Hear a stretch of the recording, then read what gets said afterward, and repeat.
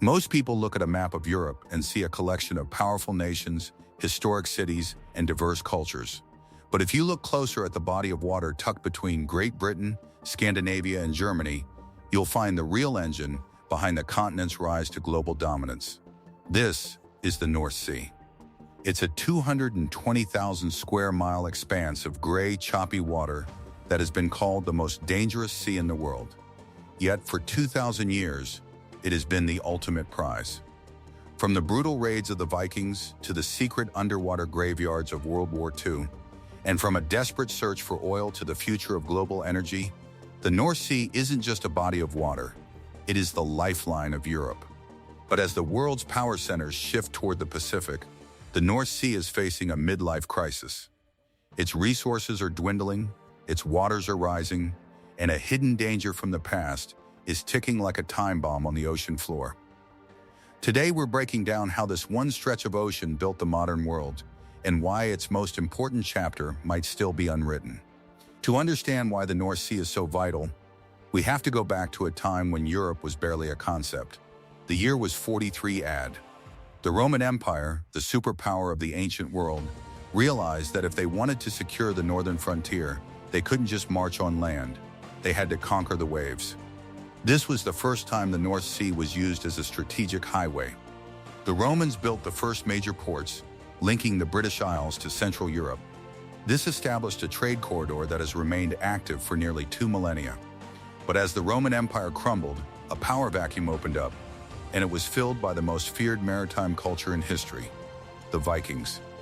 Operating out of modern-day Norway and Denmark, the Vikings turned the North Sea into their private playground. Their advantage wasn't just bravery, it was engineering. Their longships were technological marvels, shallow enough to sail up rivers into the heart of France and Germany, yet sturdy enough to cross the North Sea in a storm. For centuries, the North Sea was a Viking lake, a place of terror and plunder that forced the rest of Europe to adapt or die.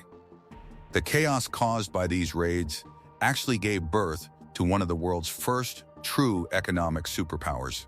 Tired of being looted, a group of German merchants formed a defensive pact known as the Hanseatic League. Think of it as a medieval version of the European Union or NATO, but focused entirely on trade. They built massive warships to protect their cargo and established contours or trading posts from London to Estonia. By the 15th century, the Hanseatic League controlled every single ounce of salt, timber, and grain moving across the North Sea. They proved a fundamental rule of geopolitics. He who controls the trade of the North Sea controls the wealth of the continent.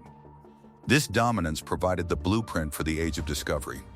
European nations realized that the same naval technology that allowed them to dominate the North Sea could be used to cross the Atlantic and Indian Oceans. It was from these gray, northern waters that the explorers and later the colonizers set sail to find America, Africa, and India. The British Empire, which at its height covered a quarter of the globe, was built on the back of lessons learned in the North Sea. However, the 20th century turned this cradle of trade into a killing field. During both World Wars, the North Sea became the most contested maritime space on Earth. In World War I and II, the Allied forces used the North Sea to enact a total naval blockade of Germany. By cutting off Germany's access to the Atlantic, they effectively starved the German war machine of food, fuel, and raw materials. Even Adolf Hitler, who seemed unstoppable on land, met his match at the North Sea. The English Channel and the North Sea acted as a natural moat that prevented a Nazi invasion of Great Britain. But the war left a dark legacy that we are still dealing with today. After World War II ended, the victorious powers faced a massive problem. What do you do with millions of tons of unexploded bombs and chemical weapons? Their solution was simple, and in hindsight, terrifying. They dumped it all into the North Sea. Researchers estimate there are still 1.5 million tons of conventional and chemical munitions rotting on the seabed. For 70 years, this underwater graveyard has been shifting with the currents. As we build offshore wind farms and lay internet cables today, we are literally working in a minefield. One wrong move, and the ghosts of World War II could resurface with devastating consequences. As Europe moved into the 1950s and 60s, the continent was rebuilding, but it had a massive problem: energy. The Industrial Revolution had been powered by coal, but the new age of automobiles and plastics required oil. At the time, Europe was almost entirely dependent on the Middle East for its black gold.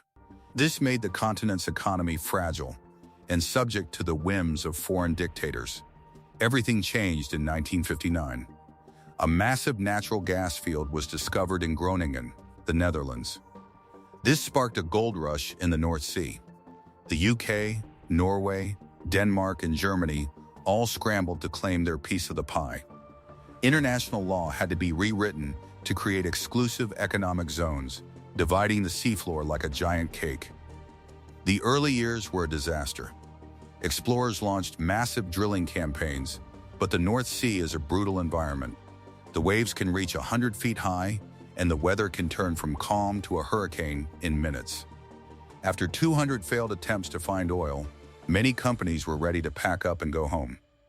But in 1969, a company called Phillips Petroleum decided to take one last shot. They drilled in a remote corner of the Norwegian sector, right where the borders of several nations meet. They hit the jackpot. They discovered the Ekofisk field, one of the largest offshore oil basins in history. This single discovery changed the trajectory of the entire continent. Norway, which at the time was a relatively poor country focused on fishing and timber, suddenly became one of the wealthiest nations on Earth. They didn't just spend the money, either.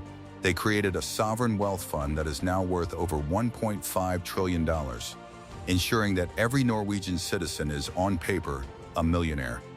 The UK soon followed with its own massive discoveries. By the 1980s, the UK was producing 90% of its own energy from the North Sea. This energy independence is the reason why, during the recent Russia-Ukraine energy crisis, the UK was in a far better position than countries like Germany, which had remained dependent on Russian pipelines. The North Sea became Europe's battery, providing the heat and electricity that allowed the modern European lifestyle to exist. But nothing lasts forever. We are now entering a new, uncertain era for the North Sea. The oil and gas reserves that built the modern economy are drying up. Production peaked in the late 90s and has been steadily declining ever since. Many of the giant platforms that once symbolized progress are now being decommissioned and hauled away for scrap. Does this mean the North Sea is becoming irrelevant? Far from it. It's just changing its identity. The same wind that made the sea so dangerous for the Vikings is now its greatest asset. The North Sea is rapidly becoming the world's largest power plant for renewable energy. Because the water is relatively shallow and the wind is constant, it is the perfect place for massive offshore wind farms. Countries around the North Sea are currently building an international power grid underwater, aiming to provide green electricity to hundreds of millions of homes. However, the geopolitical stakes are also rising. Just as the North Sea defined the 19th and 20th centuries, a new struggle is emerging in the Pacific. For the last 500 years, the Atlantic and the North Sea were the center of the world's map. But today, the eyes of the great powers, the US, China, and Russia, are fixed on the Pacific and the Arctic. There is an old saying in geopolitics: the Mediterranean is the ocean of the past, the Atlantic is the ocean of the present, and the Pacific is the ocean of the future. As the North Sea shifts from an oil-rich battleground to a green energy hub, its role in global dominance is being challenged. But make no mistake, the lessons of the North Sea are more relevant than ever. History shows that whichever nation has the strongest navy and the best control over its maritime trade routes is the nation that leads the world. Whether it's the North Sea today or the South China Sea tomorrow, naval dominance remains the ultimate key to prosperity. The North Sea has survived the Roman legions, the Viking raids, and the horrors of 2 world wars. It has fueled Europe's rise and sustained its people through the coldest winters. It is a testament to human ingenuity and a reminder of how much we depend on the sea.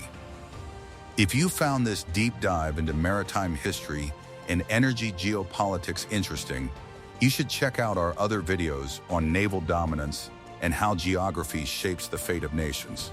We've linked 2 videos on the screen right now that explain why the struggle for the world's oceans is just getting started.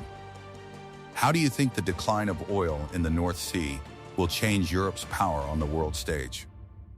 Let us know in the comments below. Don't forget to like and subscribe for more deep dives into the forces that shape our world.